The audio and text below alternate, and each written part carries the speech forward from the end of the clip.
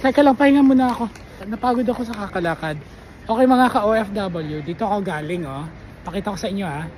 Ayan, dyan ako galing mga ka-OFW. Sa loob kasi niyan merong MRT station. Tapos ngayon kasi gusto ko pumunta dun sa hotel na tutuluyan ko, no? Tapos nagpatulong ako dun sa information. Binigyan niya ako nito.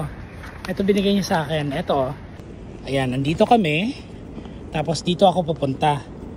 Okay? So ginawa ko, lumabas ako dyan sa exit. Nagpunta ako dito. Sumakay ako ng taxi. Binigay ko to sa driver. Alam niyo ginawa ng driver? Natawa siya sa akin mga ka-OFW. Kasi sabi niya, ang lapit lang naman. Ba't ka pa sasakay? Kasi nga hindi ko alam kung saan. So from here, maglalakad lang ako ng konti. Tapos i-discover ko na lang to. So makita kasi yung ano ko, yung pa ako kakalakad. Pero eto, try natin hanapin dito mga ka-OFW. Sige, lakad tayo dito. Tingnan yung mga building oh. Ang lalaki, doon tayo, diretso tayo doon. Para makita nyo mga ka-OFW yung mga buildings. Alam mo, sa Pilipinas pa yun mga ka-OFW. Pasasakayin talaga ako ng driver na yun. Para lang pagkapera siya sa akin. Sige, eto, check natin ha. Ang lamig! Lamig. Tingnan natin dito. Ayan, tingnan nyo mga ka-OFW yung Sapporo oh. Wow. Tingnan nyo yan.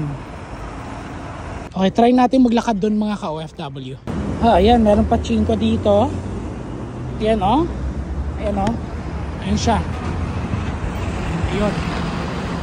Ayan oh. Okay.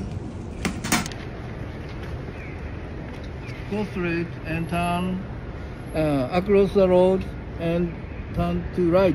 Okay. Turn to right. Okay. And turn to left. Corner.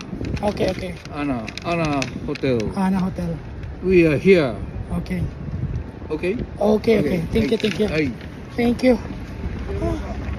Oh my God. Hirap.